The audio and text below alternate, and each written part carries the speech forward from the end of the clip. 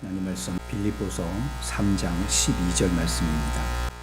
내가 이미 얻었다 함도 아니요 온전히 이루었다 함도 아니라 오직 내가 그리스도 예수께 잡힌 바 된 그것을 잡으려고 달려가노라. 형제들아, 나는 아직 내가 잡은 줄로 여기지 아니하고 오직 한 일, 즉 뒤에 있는 것은 잊어버리고 앞에 있는 것을 잡으려고 표대를 향하여 그리스도 예수 안에서 하나님이 우리에게 부르신 부르심의 상을 위하여 달려가노라. 아멘.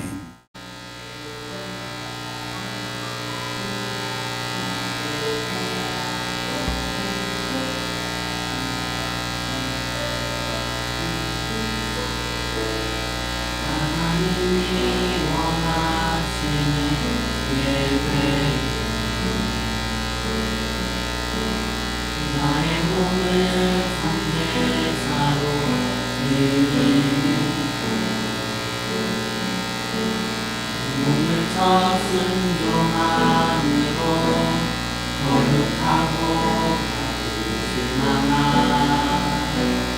산제사로 드리는 것, 하나님이 찾으시는 예배는 상하고 통회하는 나의 마음, 편한 마음으로 나아가 회개하며 나타나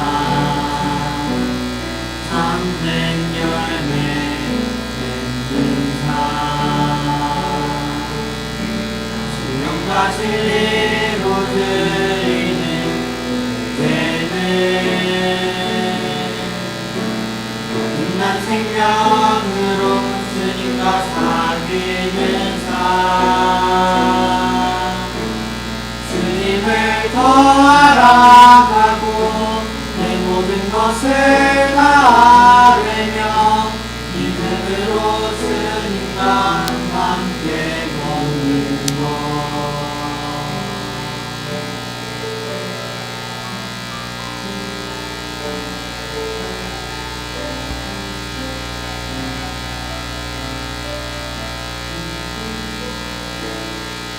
하나님이 원하시는 예배,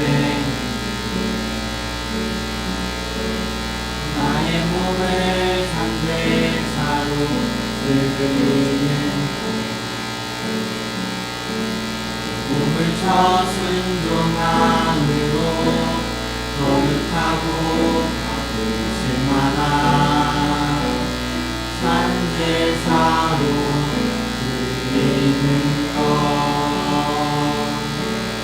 하나님이 찾으시는 예배, 상하고 통회하는 나의 마음,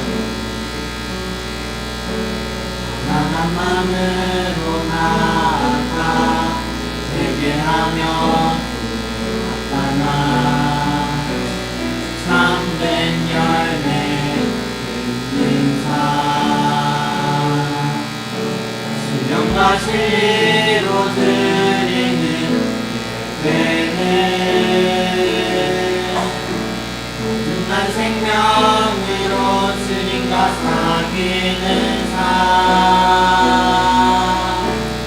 주님을 더 알아가고 내 모든 것을 다하며 믿음으로 주님과 함께 걷는 것,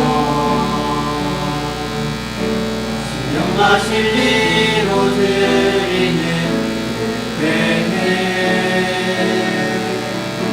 거듭난 생명으로 주님과 사귀는 삶, 주님을 더 알아가고 내 모든 것을 다하며 믿음으로 주님과 함께 걷는 것,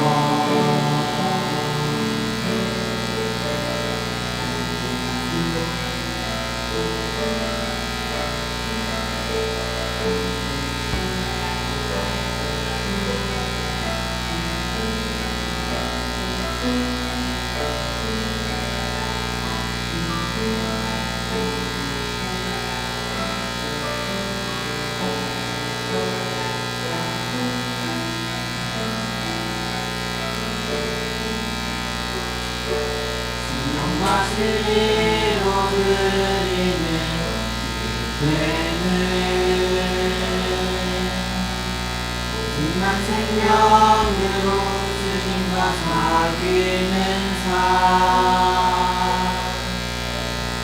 주님을 더 알아가고 내 모든 것을 다하며 믿음으로 주님과 함께 걷는 것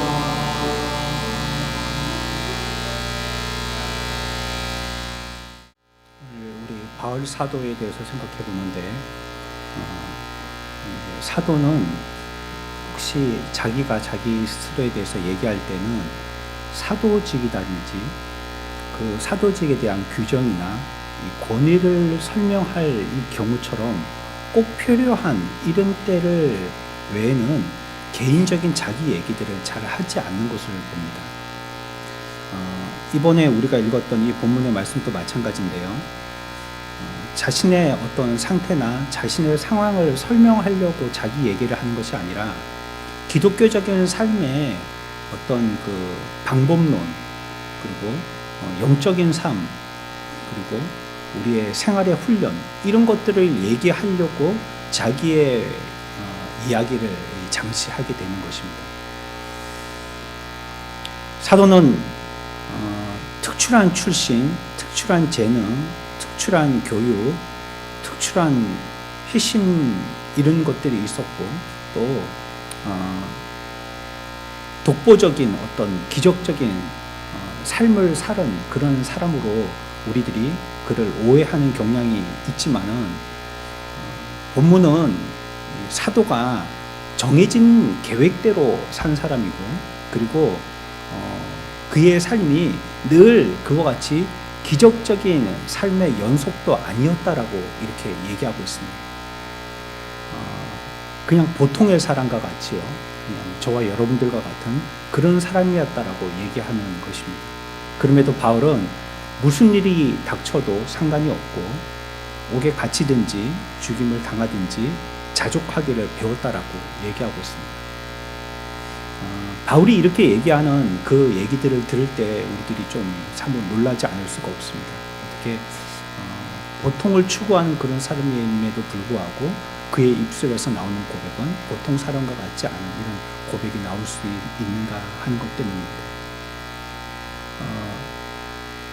바울의 삶을 살피고 또 우리가 읽었던 이 본문을 배경으로 생각해 보면 이 바울이 삶을 살았던 그의 삶에 지배하는 원리가 한 두 가지 있다는 것을 우리들은 확인해 볼 수가 있습니다. 사도 바울은 회심 이야기라든지 환상 이야기라든지 셋째 하늘에 올라간 이야기들 이런 이야기들을 갖다가 그는 직접 보았던 사람이고 또 그 얘기들을 직접 들었던 사람입니다. 하지만 사도는 그러한 어떤 회심이나 환상이나 이런 우리가 잘 경험할 수 없는 이런 이적들과 같은 이야기들을 그렇게 많이 의존했던 사람이 아닌 걸로 보여집니다. 고린도후서 12장 5절 그가 자기 자신에 대해서 이렇게 고백합니다. 고린도후서 12장 5절 말씀입니다. 다 같이 읽습니다. 시작.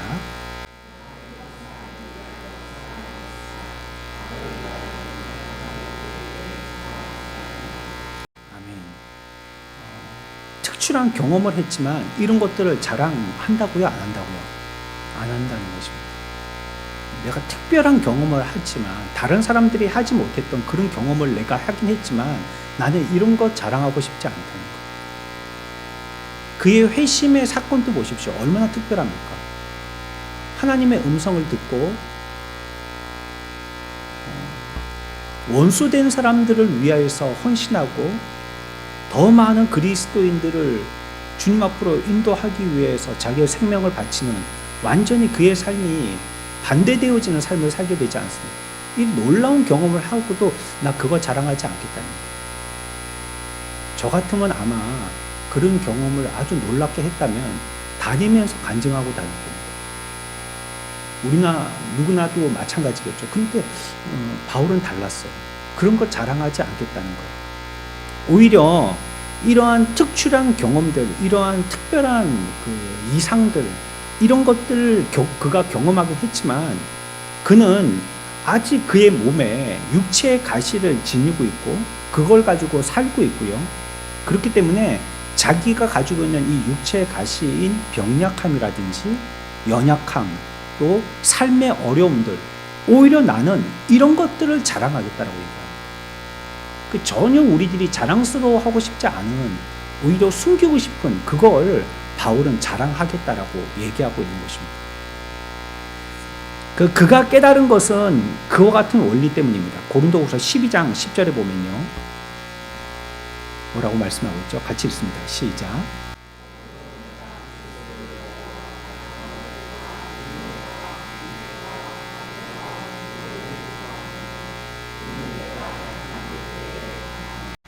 아멘.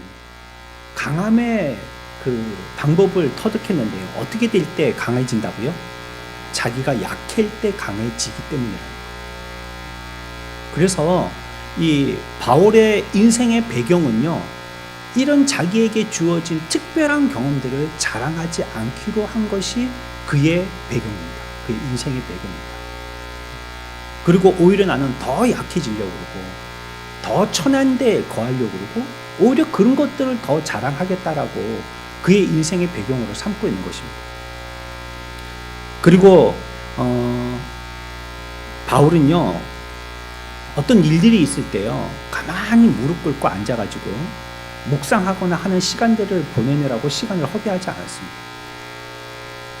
교황주의자들인 로마 카톨릭은 영적인 삶의 방식이라고 얘기하면서 일종의 묵종, 그냥 따지지 말고 시비하지 말고 무조건 복종하라는 걸 얘기하는 겁니다.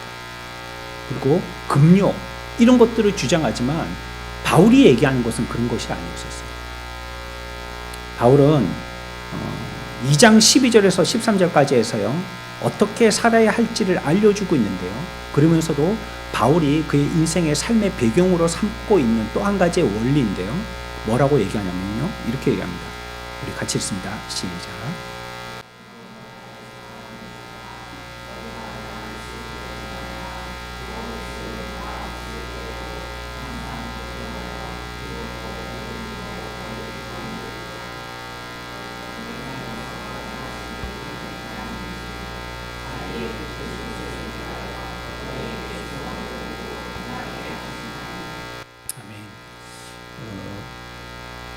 그리스도인의 삶에는요, 분명한 역설이 하나 존재하는데요. 그게 뭐냐면 하나님이 하신다는 겁니다. 하나님. 우리의 인생의 길에 삶을 개척하는 것은 하나님이 해 나가신다는 거예요. 그런데 우리가 감당해야 될 우리의 몫도 있다는 겁니다. 금방 읽었던 말씀에서도 너희의 구원을 어떻게 하라고요? 12절 끝에 너희의 구원을 어떻게 하라고요? 이루라고 너희들이 의지로 해란 말이에요. 구원을 이루어야 된다는 거예요.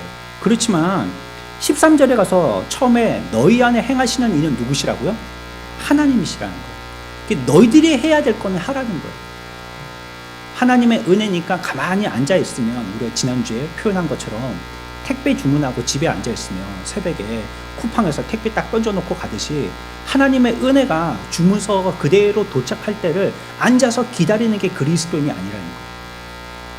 하라는 겁니다. 너희들 할 거는. 하지만 그 궁극적으로 모든 일을 행하시는 이는 누구시라고요? 하나님이시다. 믿으라는 것입니다. 그러니까 우리가 감당해야 될 몫이 있는 겁니다.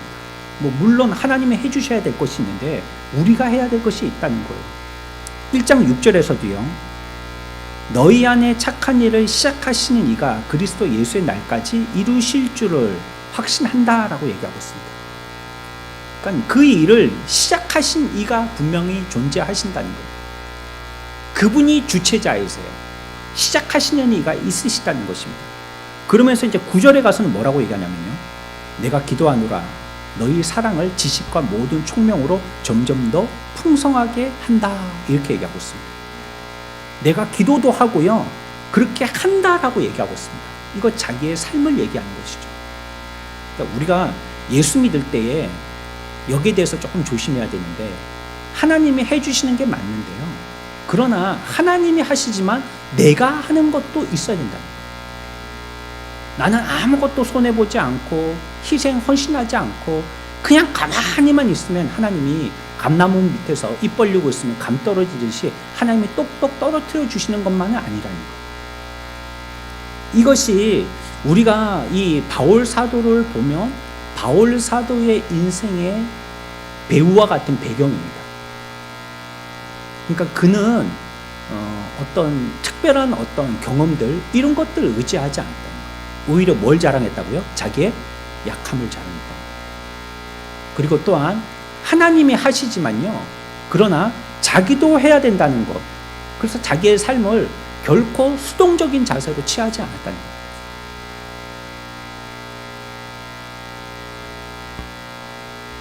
그렇다면 우리 그리스도인의 삶에 나타나는 특징도 있겠는데요.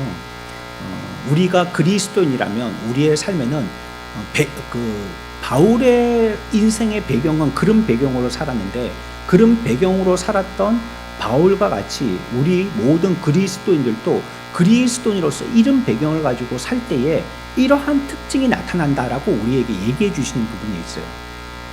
이런 것이 우리의 삶에 나타나도록 해야 된다라고 얘기해 주시는 것이 있어요. 근데 그걸 오늘 우리가 읽었던 본문에서는 두 단어로 특별하게 설명하고 있습니다. 어떤 표현을 썼는지 살펴보면요. 12절 봅시다.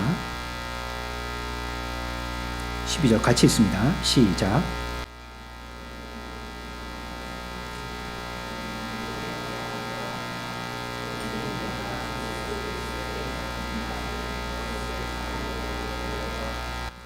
여기서 우리가 주목해야 될 단어가요. 달려가노라 하는 단어입니다. 달려가노라. 이미 잡았거나 완전해진 것이 아니고 달려가노라. 무슨 뜻일까요? 계속 노력한다는 뜻입니다.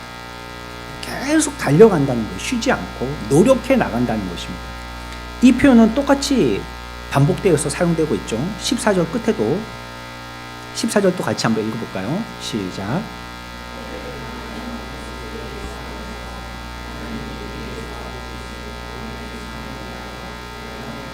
같은 말이죠. 달려간다라고 얘기하고 있습니다. 이 둘 똑같은 단어인데 더 흥미로운 점이 있는데요. 이 단어가 앞에서요 또 한 번 사용되고 있는데 그때는 표현을 조금 달리해서 사용되고 있는 것입니다. 6절인데요.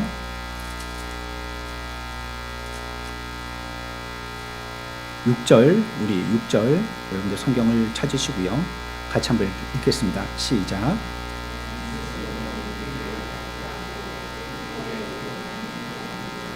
아멘. 여기에서요 열심으로는 교회를 박해하고 할 때 이 단어입니다. 박해했다는 단어. 그러니까 바울 사도가 우리들에게 그리스도인이라면 이런 우리의 삶의 특징이 나타나야 된다라고 얘기하고 있는 것 중에 하나가 달려가야 되는 특징이 있어야 된다. 그 말은 노력하는 삶이어야 된다라고 얘기하고 있는 것입니다. 사도행전 9장에 보면 바울이 얼마나 열정적으로 교회를 핍박했는지 설명되고 있습니다. 처음에 그는 예루살렘 지도자를 찾아가서요.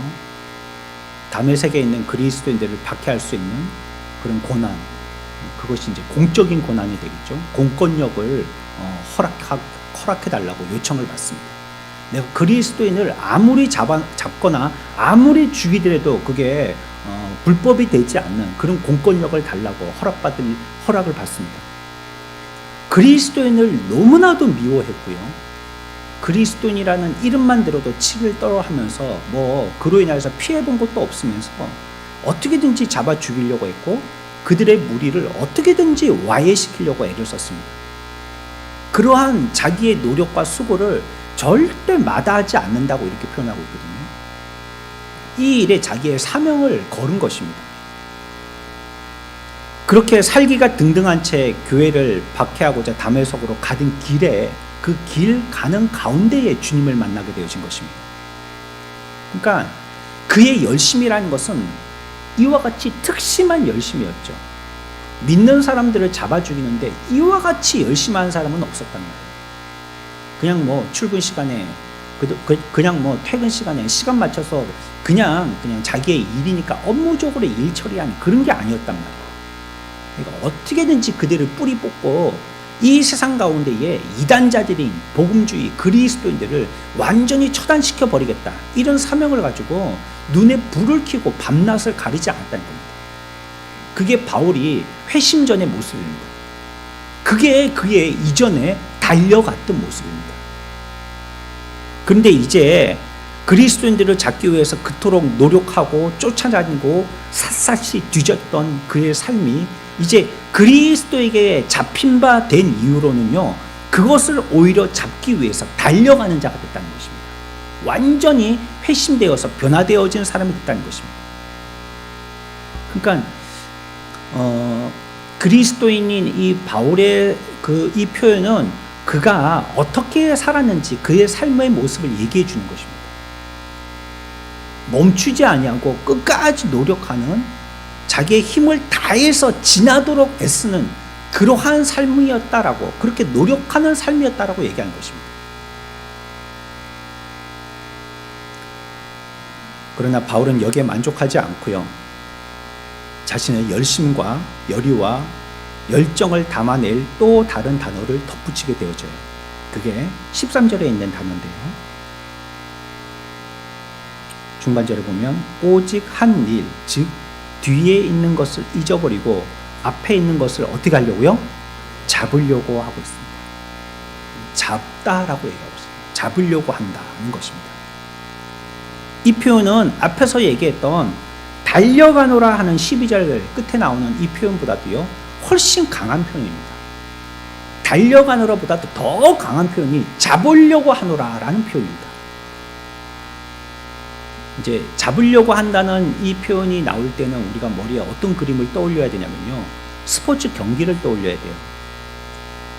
달리기 선수가요, 이제 결승선 직전에서요 이기고 싶어서요 어떻게 하든지요. 여러분들 이번에 그 아시아 동계 경기 보셨죠? 우리나라 특별히 우리의 그 금메달 효자 종목인 쇼트트랙이라는 종목이 있는데, 그때 보면 막 달리지 않습니까? 그 길이가 뭐 길든지 짧든지 막 마지막 한 바퀴를 두고 달린 다음에 마지막 결승선에 가서는 어떻게 하든가요? 발을 쭉 뻗죠. 그렇죠? 최선을 다해서요 조금이라도 앞으로 더 빨리 라인을 밟기 위해서 발을 쭉 뻗는 겁니다. 여기에 잡으려고 한다는 표현이 그겁니다. 결승선 닿기 직전에 어떻게든지 내 몸의 신체 일부가 이 결승선에 빨리 당도하도록 하기 위해서 손을 쭉 뻗는 행위를 얘기합니다. 그래가지고 라인에 쏙 팔이 들어가도록, 라인을 딱 잡을 수 있도록, 그걸 리본을 잡도록 쭉 뻗는 작업, 그런 것들을 보고 잡으려고 한다라고 얘기하는 것입니다. 그러니까 그것을 위해서 전력하고 질주했다는 걸 얘기하는 것입니다.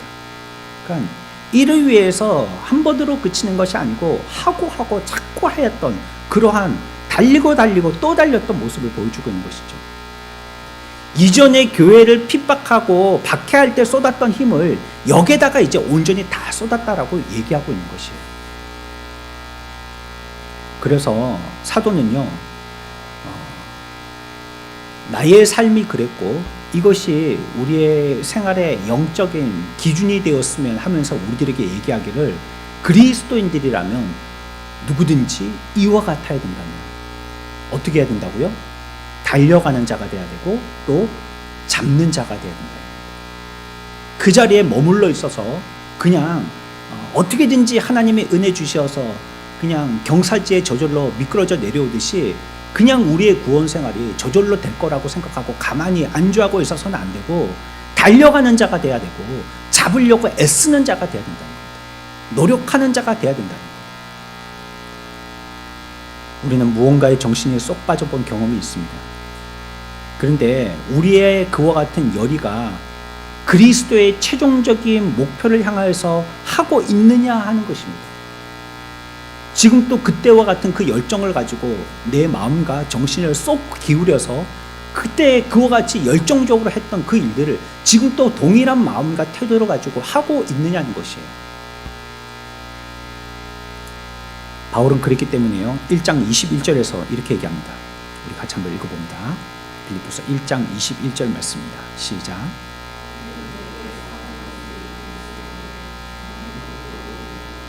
자매.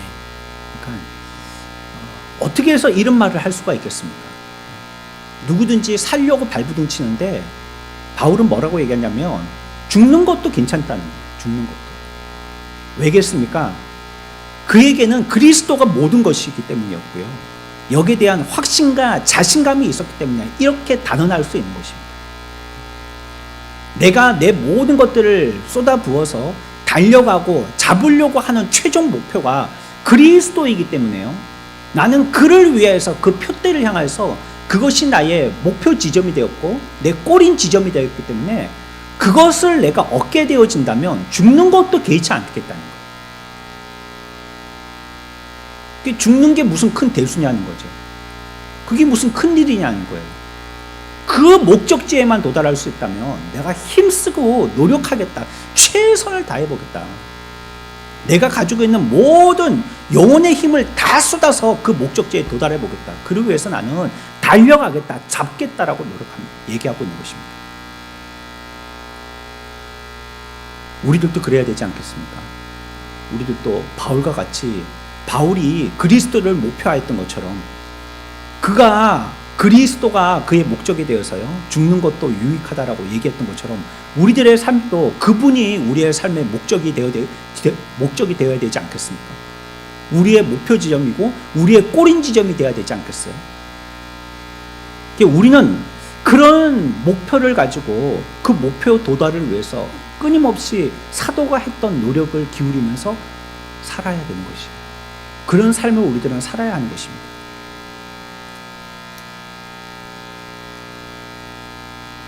목표를 바라보고 있고 그 목표를 위해서 달리고 있다면 어떻게 우리는 그 목표에 도달할 수 있는지에 대해서 생각을 해봐야 됩니다. 그것이 우리가 진력할 바이고 또 그것을 위해서 우리가 노력하고 수고해야 된다면 그러면 어떻게 해야 되느냐는 것이죠. 어떻게 하면 어떤 수고와 어떤 노력을 통해서 그 목표 지점에 도착할 수 있느냐는 것입니다. 먼저 우리가 첫 번째 생각할 것이 있습니다. 13절에서요. 나는 아직 내가 잡은 줄로 여기지 아니하고 라고 얘기하고 있습니다. 그러니까 바울은요. 내가 벌써 얻었다라고 생각하지 않는다고 얘기하고 있는 것입니다. 그러니까 바울의 이러한 말을 갖다가 정리해 보면 바울은요. 자기를 끊임없이 검토해 보았다는 겁니다. 스스로를 검토해 보았다는 것이에요. 그러니까 바울은 자기 검토의 사람입니다. 자기 스스로를 검토해 보는 사람이었어요. 바울은 항상 기준을 바라보았고요. 그 기준으로 자신을 재보는 사람이었습니다. 항상 자신을 살펴보고요. 목표를 향해서 잘 달려가고 있는지 확인하는 사람이었어요. 그래서 바울은요, 자기의 스스로에 대한 자기 만족감에 빠지지 않았던 겁니다. 끊임없이 자기를 검토했기 때문이죠. 그리고 그리스도인들에게 당면되어진 가장 큰 위험이 한 가지가 있는데 이게 뭐냐면요. 자신에 대해서 자신은 이미 일정 수준에 도달했다라고 여기고요. 아무 문제가 없다라고 스스로에 대해서 간주하는 것입니다.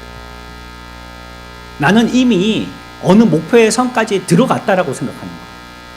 이미 거기에 이르렀다라고 얘기하는 것입니다. 그래서 자기 만족하고요. 자기 스스로에게 대해서 더 이상의 목표를 만들려고 하지 않는 거죠. 그런 삶을 사는 것입니다. 여러 경험들을 축적하였기 때문에 더 알아야 할 것이 썩 필요하지 않다면서 자신을 검토하려고 하지 않는 것입니다. 그것을 어떤 내게 주어지는 나를 장식할 수 있는 장신구의 얘기인 것처럼만 듣지 자기 안팎이 완전히 비워지고 씻겨져야 될 새로운 변화의 말씀이라고 생각하지 않는다는 것이죠. 우리가 지난 시간에도 살펴봤던 것처럼 하나님의 말씀을 들을 때 우리가 그 말씀을 심각하게 듣지 않는다는 거예요.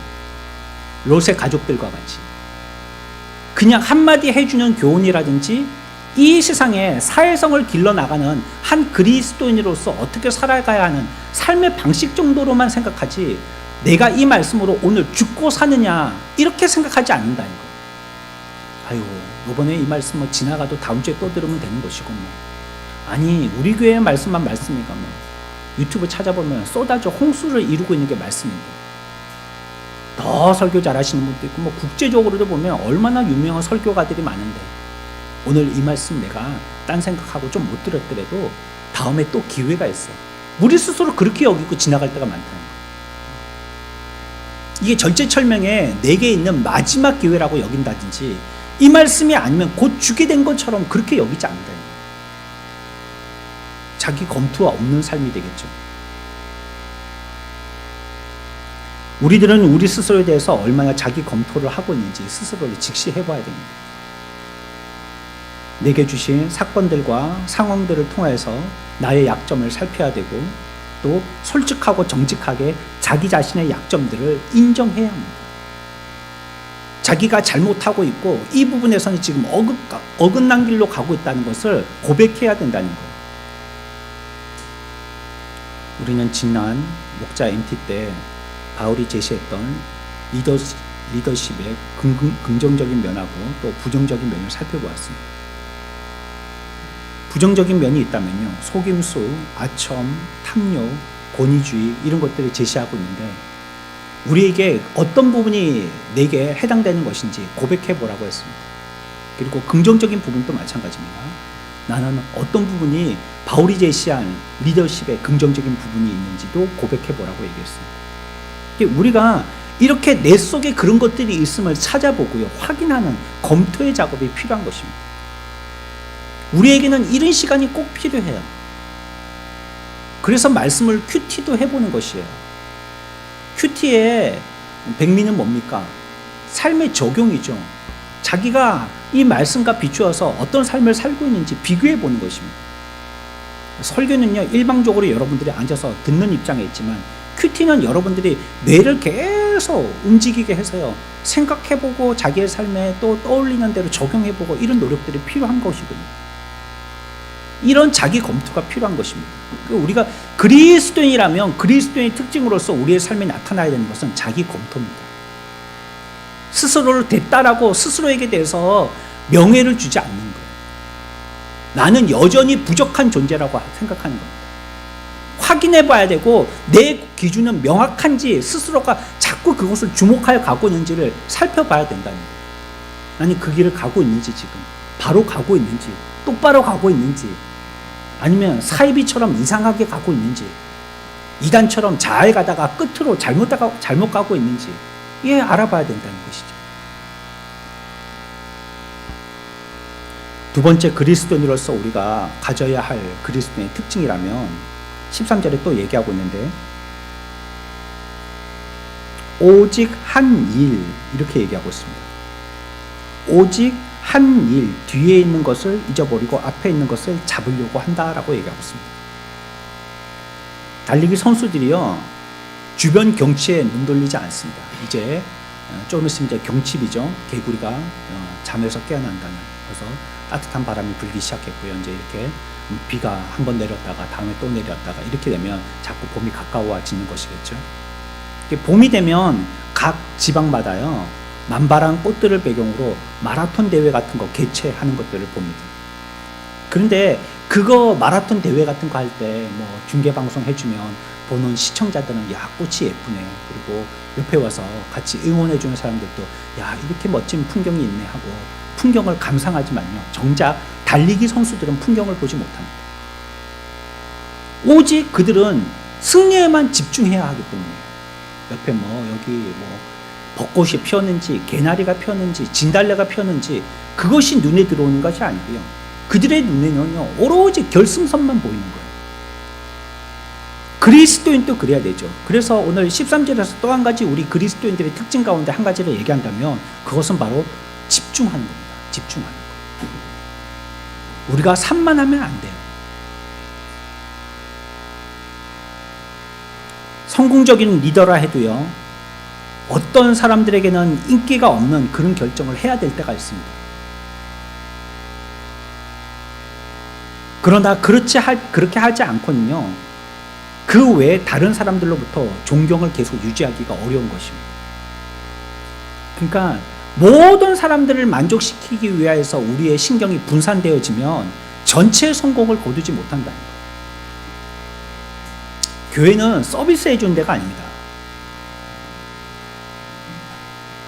뭐 얼마나 잘 먹어야 되는지, 얼마나 시원하고 얼마나 따뜻해야 되는지, 얼마나 밝아야 되는지, 화장실에 우리가 필요한 우리의 생활 도구들이 얼마나 잘 구비되어져 있어야 되는지, 이런 것들을 바라고 이런 것들을 비치해 두는 데가 아니에요.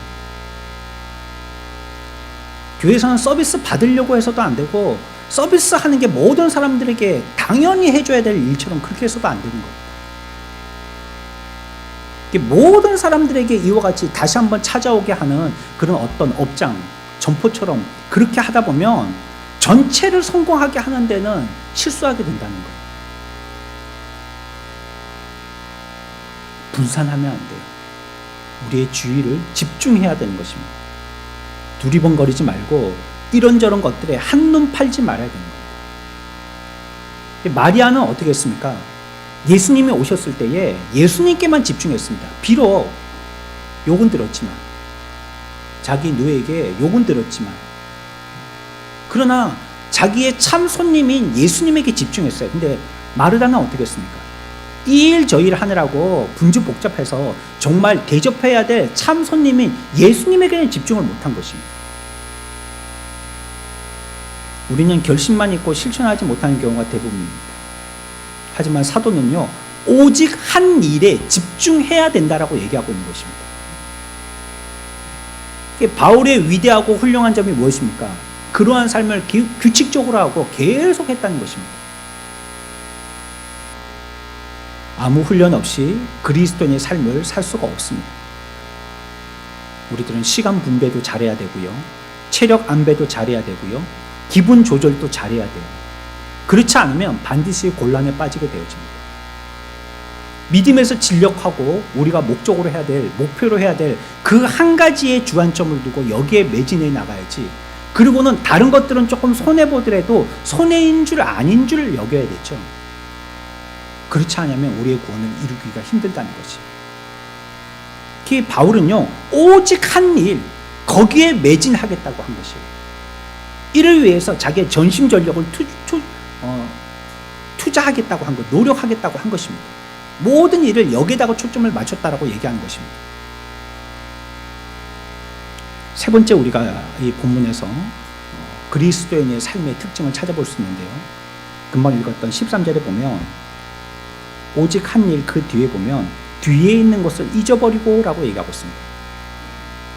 이 말이 우리에게 있는 과거의 경험을 고의적으로 잊으라는 말이 아닙니다. 그러니까 머리가 백지 상태가 되어야 된다는 걸 얘기하는 게 아니에요. 이 말은 과거의 경험을 의존하지 말라는 거예요. 뒤에 있는 것을 잊어버리고 있는 것입니다. 자기 만족에 빠져서요, 뒤를 돌아보면서 자랑하고 뿌듯해하는 것, 이런 거 하지 말라는 거예요. 내가 뭘 했네 하는 거 있죠. 내가 뭘 했는데 자기의 업적이라든지 자기가 해왔던 자기의 행사들, 이런 거 있잖아요. 기념비적인 것들, 이런 것들을 보고 자꾸 자기 만족에 빠진 자가 되어서는 안 된다는 거죠. 그래, 그 예를 여러분들에게 몇 번 함께 나눴지 않습니까?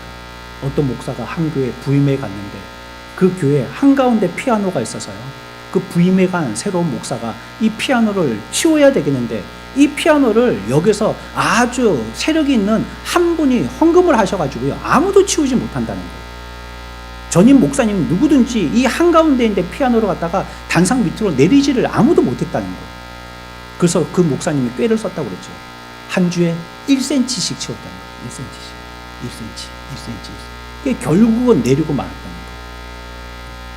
거예요. 왜 사람들은 강단 한가운데 눈에 거슬리는 피아노를 치우지 못했을까요? 그리고 그 피아노를 치우는 것을, 그걸 헌신하고 헌물하였던 사람은 왜 기분 나빠했을까요? 우리들에게는 이런 마음이 있어서는 안 된다. 자꾸 뒤를 보고 내가 뭐 했네 하는 거 있죠.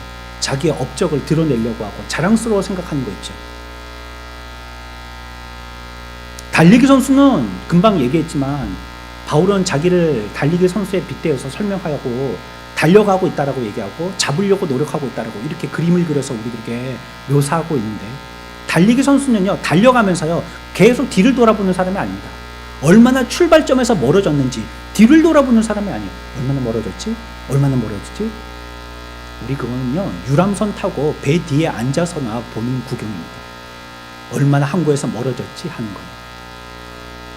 바다 가운데 뱃길이 어떻게 나뉘어져서 가고 있지? 이런 거는 배 뒤에 앉아서 유람할 때나 하는 겁니다.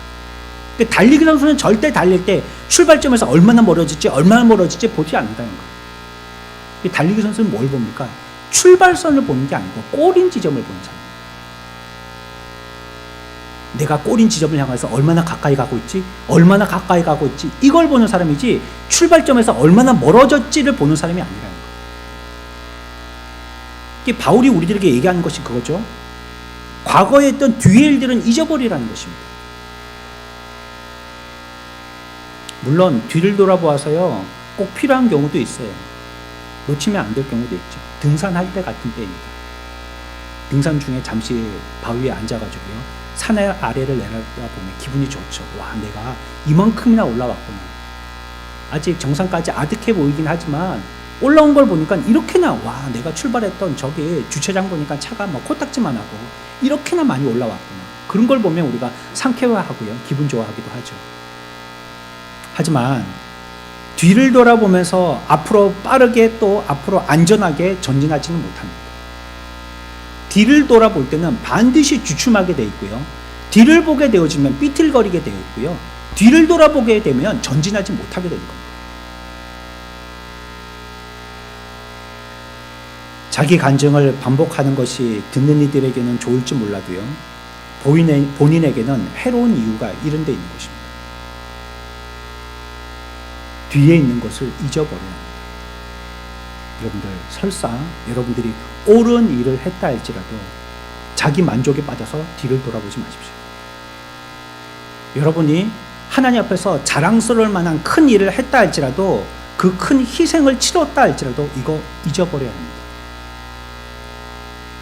주를 위해서 헌신 봉사해서 누구도 하지 못할, 추정을 불허할 만한 그러한 탁월함을 드러냈다 할지라도 과거를 잊어버립시오. 그리고 앞만 생각하십시오. 자신을 대견하는 마음으로 뒤를 돌아보게 만드는 것은 그것이 무엇이든지 간에 여러분들이 앞으로 향하게 되어지는 영적인 진보를 막는 장애물이 될 뿐입니다. 과거에 뭘 했다고, 어떤 거 했었다고, 어떤 사람이었다고, 뭘 이루었다라고, 이런 것은 절대 우리의 입에서 자랑거리로 나올 것이 아닙니다. 바울은 잊어버렸다는 거예요. 나는 그거 자랑으로 삼지 않기로 얘기했다는 겁니다. 마지막으로 우리 그리스도인들이 가져야 될 특징과 원리가 있다면요, 우리에게 있는 목표와 상해에 집중하는 것입니다. 12절에 오직 내가 그리스도 예수께 잡힌 바 된 그것을 잡으려고 달려가노라 라고 얘기했습니다. 그러니까 사도는요, 항상 목표를 보았다는 것, 목표를 향하였다는 것입니다.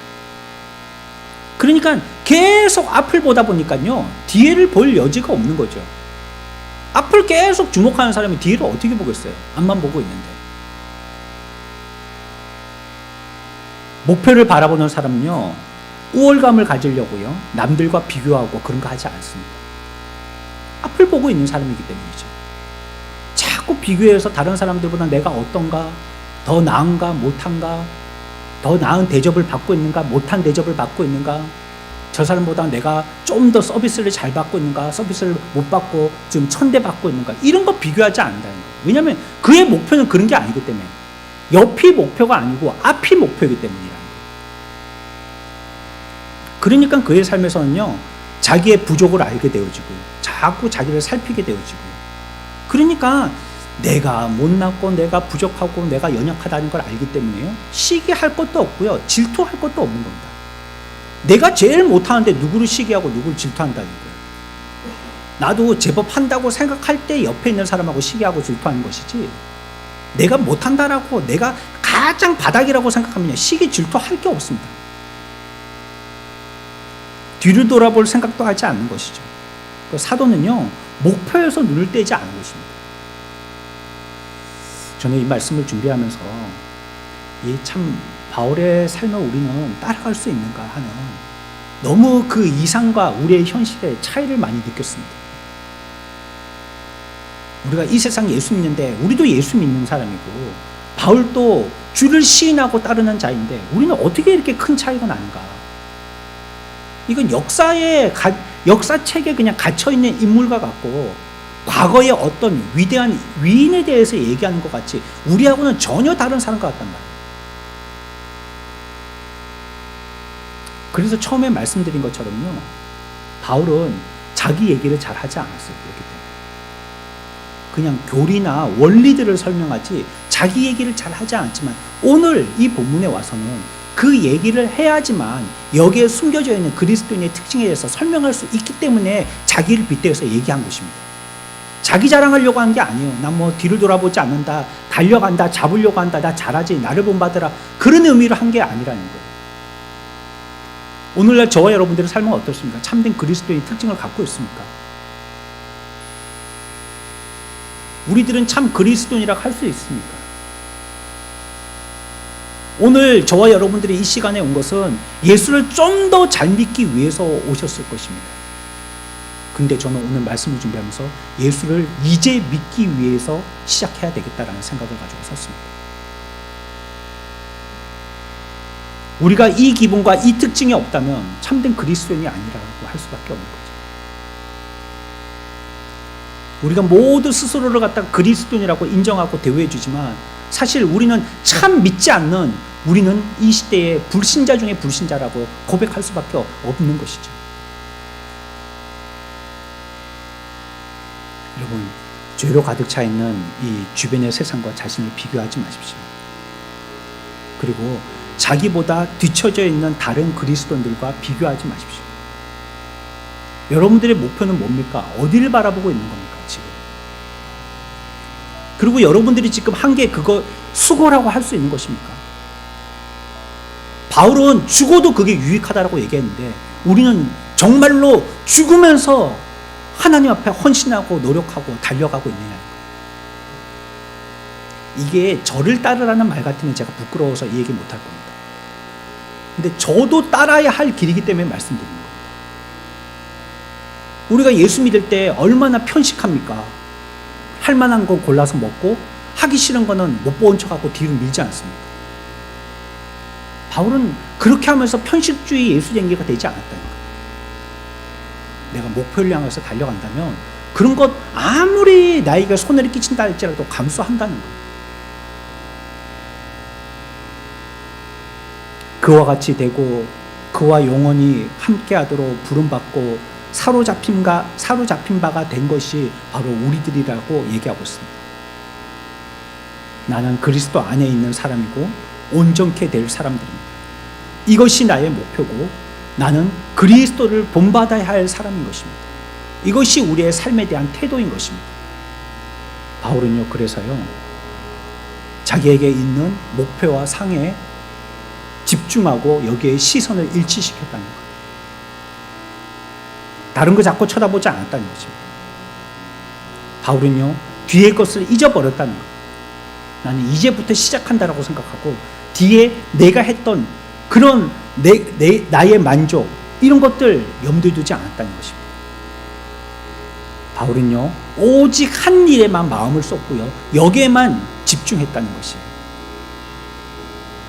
바울은요, 자기의 삶을 끊임없이 검토해 본 것입니다. 나는 어떤 사람인가? 지금 그 길을 바르게 가고 있는가 하는 것입니다. 저와 여러분들도 바울과 같은 그리스도인의 삶을 사는 이 시대에 참된 그리스도인이 되기 위해서는 이 바울이 얘기해줬던 이 특징들이 우리들에게도 나타나야 할 것입니다.